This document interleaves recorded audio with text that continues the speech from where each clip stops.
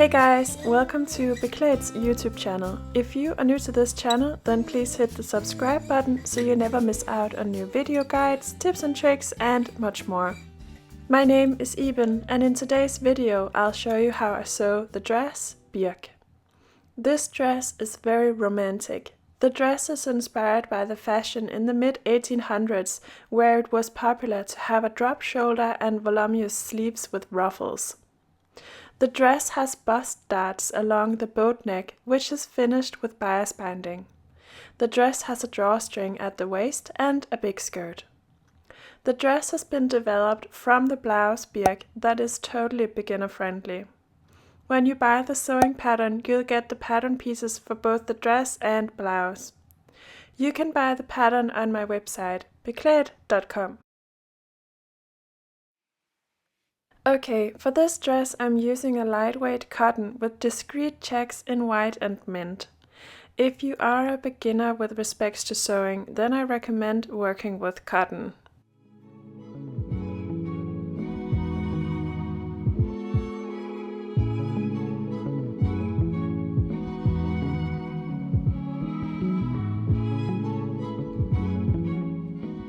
Besides fabric, we also need bias binding for the neckline and waistband.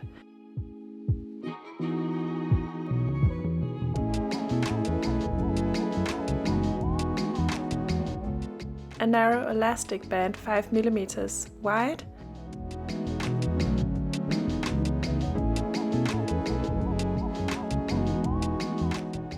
a 2 cm wide stay tape for the shoulder seam,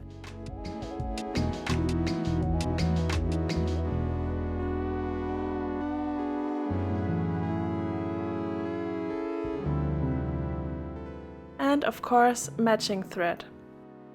Start by cutting the pattern pieces according to the cutting guide. On the front piece we need to mark the position of the darts with pins on the wrong side of the fabric. Place the paper pattern on top and place a pin by each leg of the dart.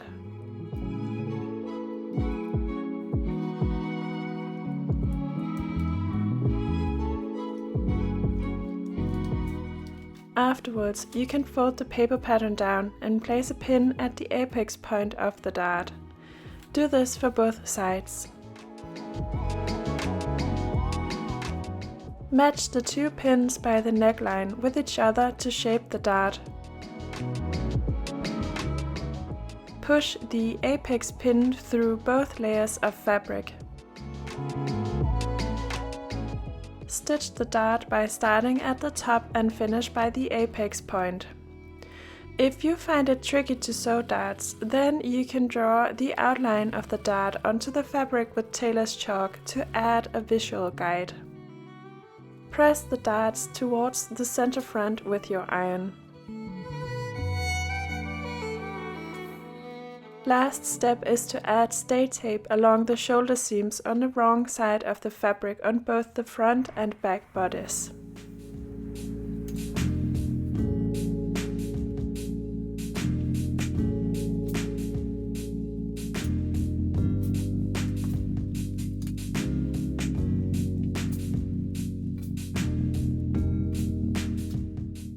Alright, now it's time to finish the raw edge of the shoulder seams, side seams, armholes and side seams of the skirt.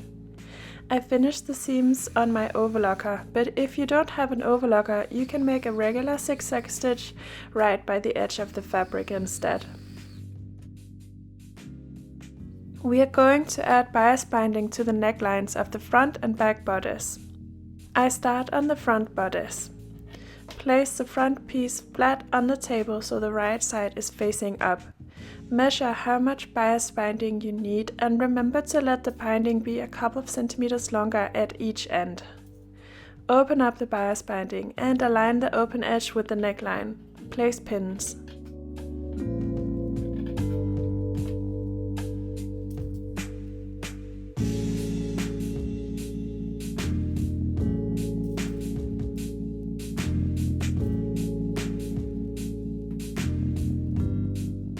Do the same on the back piece.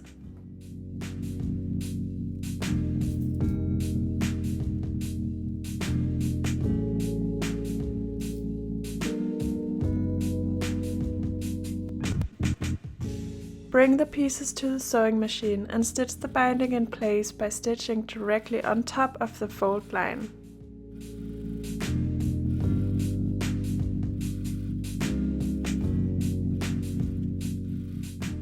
When the binding is attached, you need to fold the bias binding around the neckline so it fully encloses the edge. The binding should cover the stitch we just made.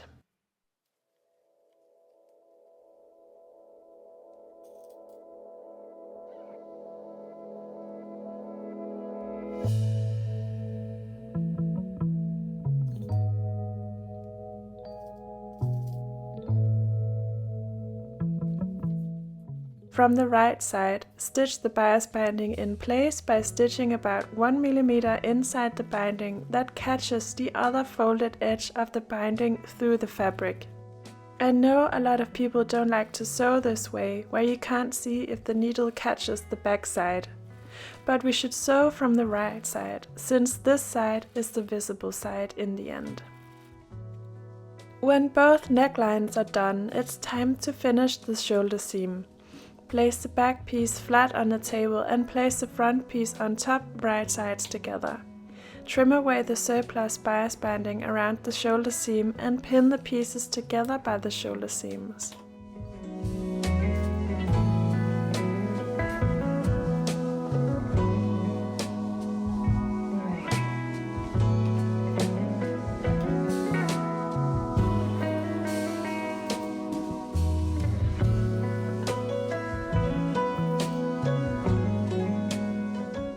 Stitch the shoulder seam with a 1 cm seam allowance.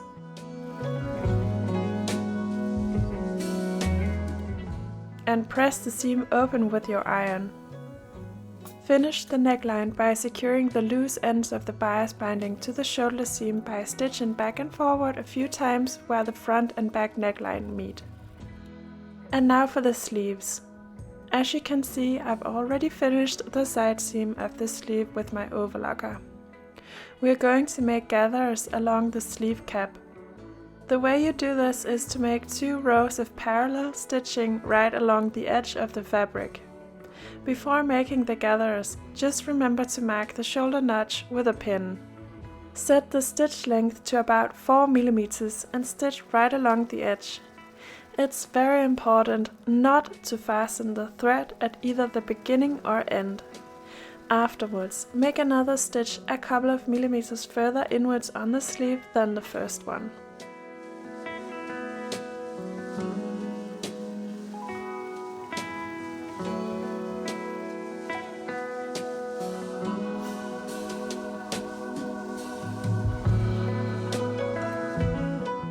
Find the 2 sets of ruffles.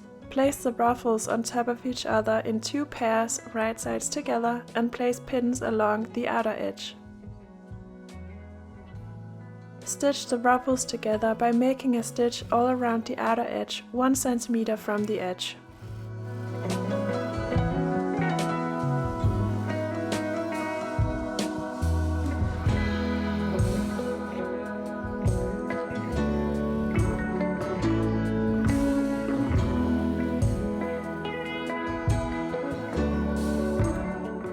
Bring the ruffles to the ironing board and trim the seam allowance so it is about 5 mm wide.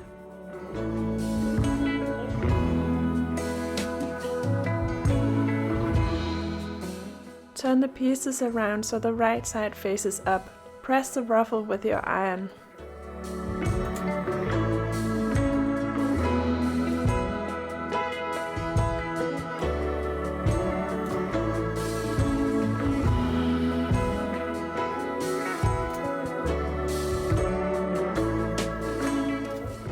Find the bodice and place it flat on the table so the right side is facing up. Find one sleeve and pull at the bobbin threads gently while holding onto the fabric with your other hand. By doing this, we create gathers in the fabric. Gather the fabric from both sides of the sleeve cap until the sleeve has the same length as the armhole. Remember to keep track of where the shoulder notch is. When the sleeve has the right length, tie knots on the thread to keep the gathers in place.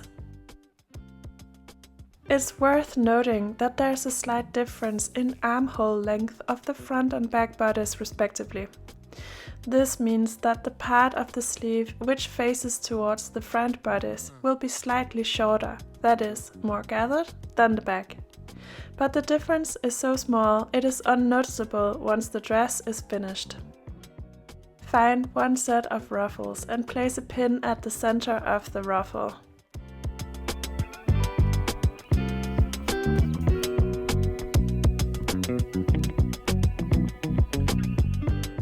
This pin is matched to the shoulder notch on the sleeve. Open up the ruffle so it is aligned with the edge of the sleeve cap. Place pins. You'll notice that the ruffle will also be distributed more towards the front than the back sleeve, but the difference is again quite small.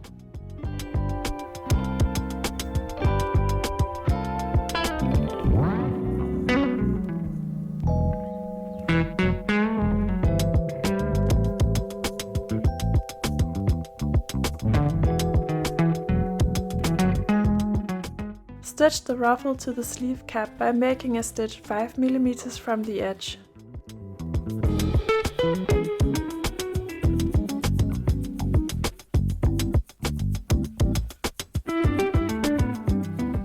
Make sure you are happy with the sleeve.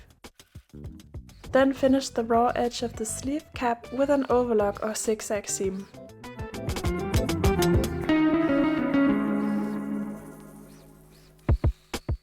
Place the sleeve in the armhole, right sides together. Make sure to match the shoulder notch on the sleeve with the shoulder seam on the bodice. No.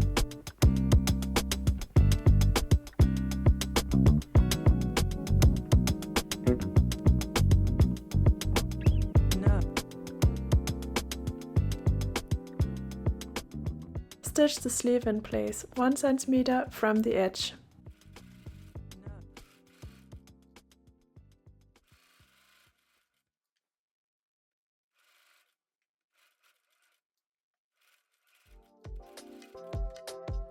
Finish the side seam of the bodice and sleeve.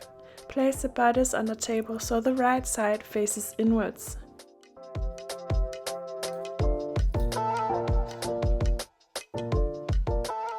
Place pins along the side seam and make sure to correctly match the armhole from the front and back bodice.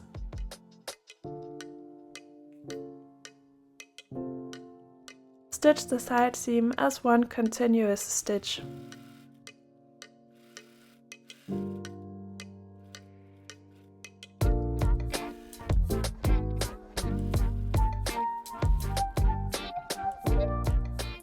Cut a long piece of fabric which is 3 cm wide. You can check the length of the piece in the cutting guide. Press the 2 short sides 1 cm towards the wrong side. Then press the top edge of the piece 1 cm towards the wrong side.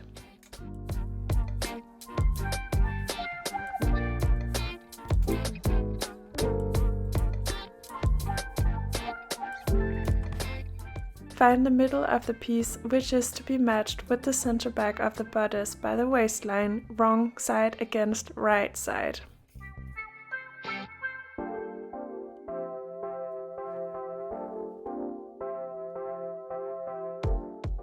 The pressed edge should face towards the neckline, while the raw edge is aligned with the waistline.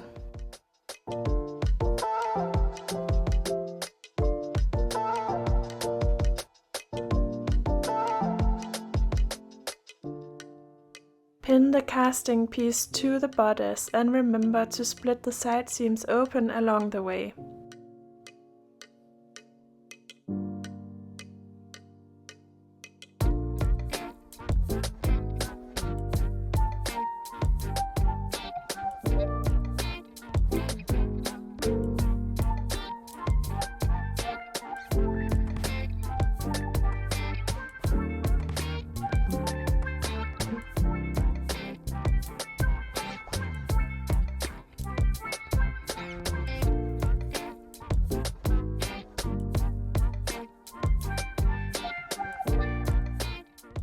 Stitch the casting piece to the bodice by stitching a couple of millimeters inside the piece from the pressed edge all the way around.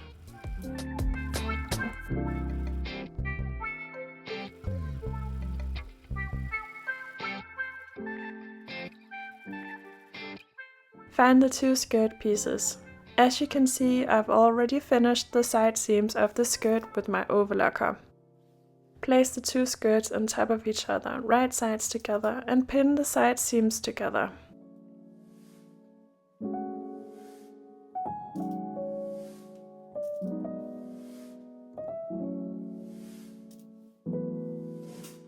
Stitch the side seams together and finish by pressing the seams open with your iron.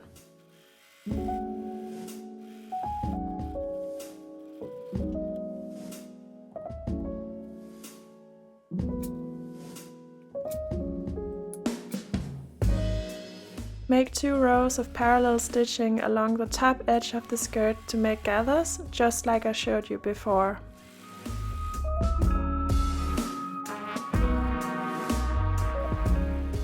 Gather the skirt so the length of the skirt matches the length of the bodice along the waistline.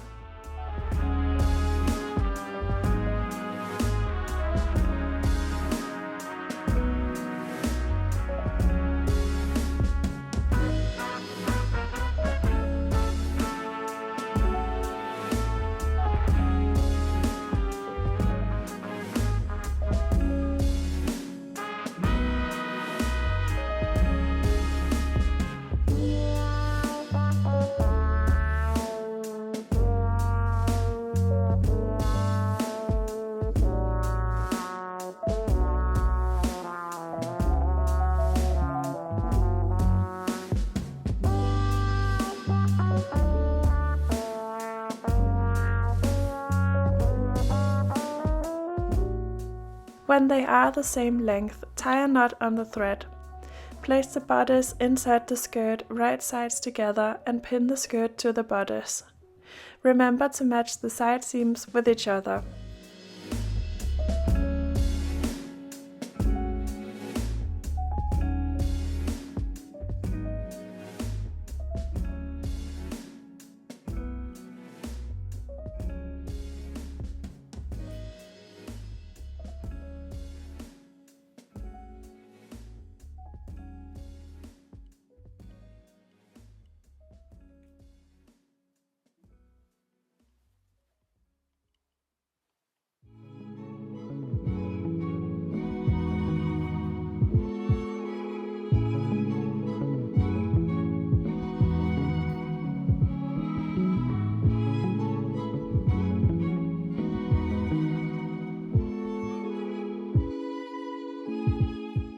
Stitch the pieces together.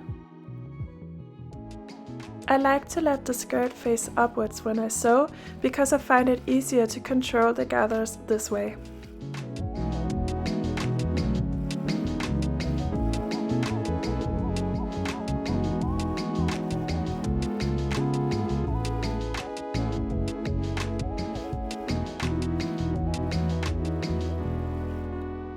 Make sure you are happy with the seam.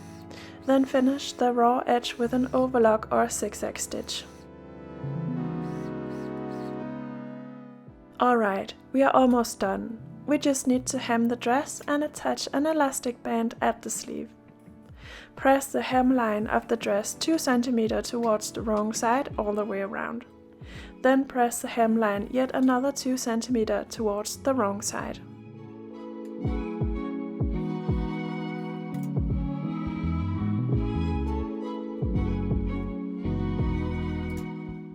Press the hemline on the sleeve 1 cm towards the wrong side. Then press the hemline yet another 1 cm towards the wrong side. Stitch the hem on the skirt in place from the right side about 2 cm from the edge.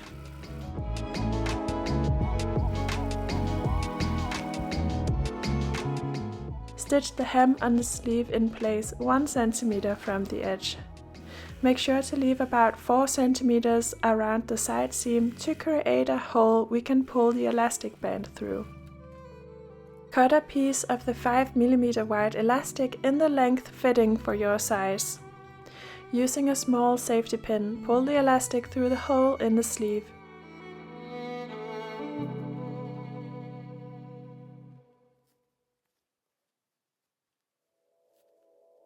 Place the two raw edges of the elastic band on top of each other so they overlap with 1 cm.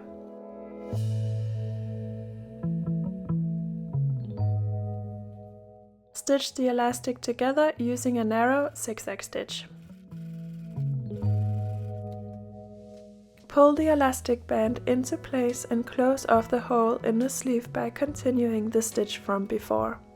All we need to do now is to make a drawstring for the waist. I make mine out of the same bias banding I used for the neckline. Cut a piece of bias banding in your preferred length. Fold the two narrow edges 1 cm towards the wrong side and then fold the bias banding lengthwise and place a pin.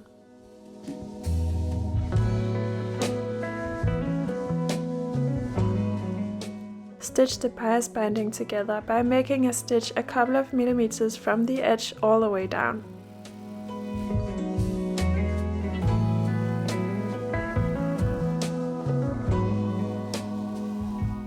Using a small safety pin, pull the drawstring through the casting.